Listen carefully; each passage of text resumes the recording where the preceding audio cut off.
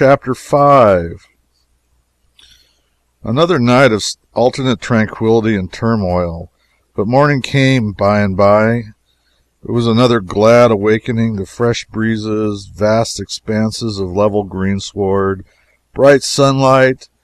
an impressive solitude utterly without visible human beings or human habitations,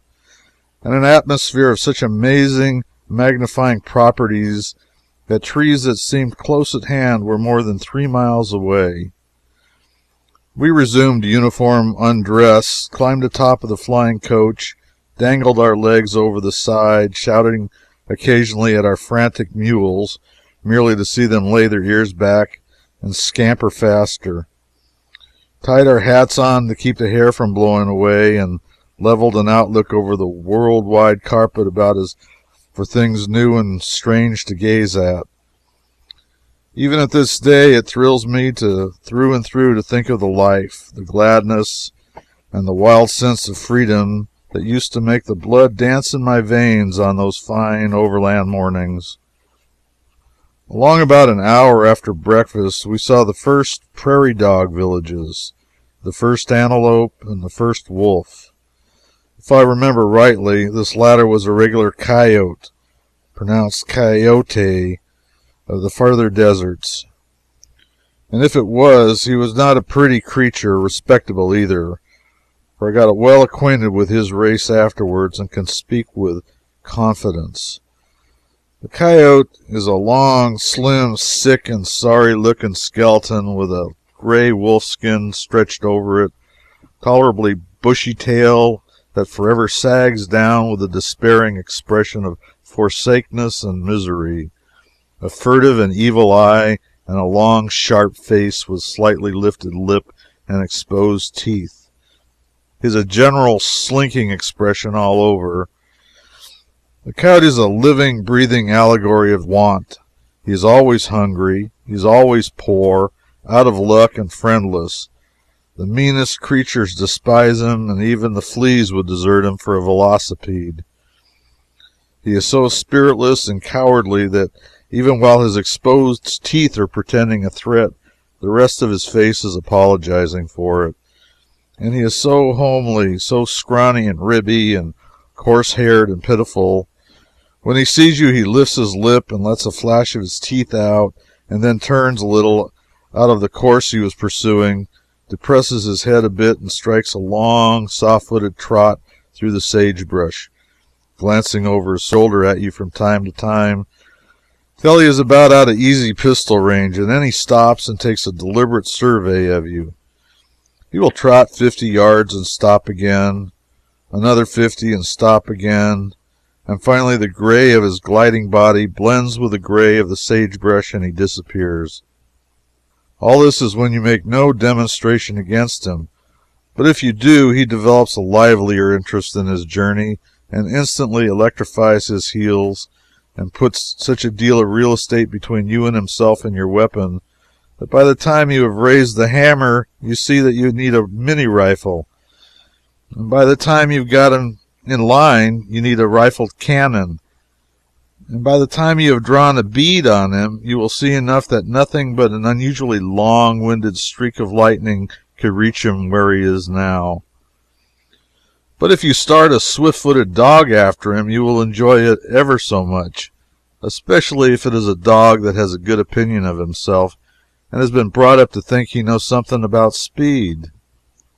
The coyote will go swinging gently off on that deceitful trot of his, and every little while he will smile a fraudful smile over his shoulder that will fill that dog entirely full of encouragement and worldly ambition, and make him lay his head still lower to the ground and stretch his neck further to the front and pant more fiercely and stick his tail out straighter behind and move his furious legs with yet a wilder frenzy and leave a broader and broader and higher and denser cloud of desert and smoking behind, and marking his long wake across the level plain. And all this time the dog is only a short 20 feet behind the coyote, and to save the soul of him, he cannot understand why he cannot get perceptibly closer. And he begins to get aggravated. and it makes him madder and madder to see how gently the coyote glides along and never pants or sweats or ceases to smile.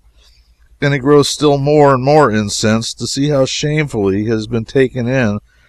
by an entire stranger, and what an ignoble swindle that long, calm, soft-footed trot is. And next he notices that he's getting fagged, and that the coyote actually has to slacken his speed a little to keep from running away from him. And then that town dog is mad in earnest, and he begins to strain and weep and swear and paw the sand higher than ever and reach for the coyote with concentrated and desperate energy. This spurt finds him 6 feet behind the gliding enemy and 2 miles from his friends. And then, in the instant that the wild new hope is lighting up his face, the coyote turns and smiles blandly upon him once more, and with something about it which seems to say, "Well, I shall have to tear myself away from you, bub. Business is business, and it will not do for me to be fooling along this way all day." And forthwith there is a rushing sound and a sudden splitting of the long crack through the atmosphere, and behold, the dog is solitary and alone in the midst of a vast solitude. It makes his head swim. He stops and looks all around, climbs the nearest sand mound, and gazes into the distance, shakes his head reflectively, and then, without a word, he turns and jogs along back to his train, and takes up a humble position under the hindmost wagon, and feels unspeakably mean and looks ashamed, hangs his tail at half-mast for a week. And for as much as a year after that, whenever there's a great hue and cry after a coyote, that dog will merely glance in that direction without emotion, and apparently observe to himself, "I do believe I do not wish any of that pie." The coyote lives chiefly in the most desolate and forbidding deserts, along with the lizard, the jackass rabbit, and the raven, and gets an uncertain and precarious living, and earns it. He seems to subsist almost wholly upon the carcasses of oxen, mules, and horses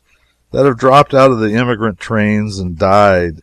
and upon windfalls of carrion and occasional legacies of offal bequeathed to him by white men who have been opulent enough to have something better to butcher than condemned army bacon.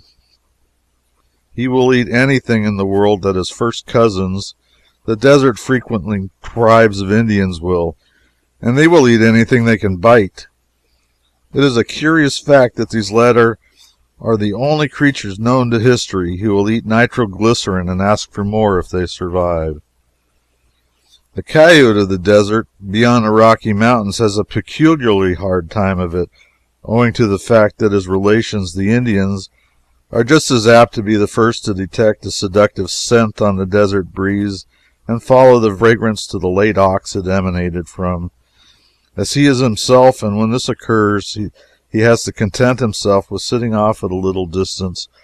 watching those people strip off and dig out everything edible and walk off with it. Then he and the waiting ravens explore the skeleton and polish the bones.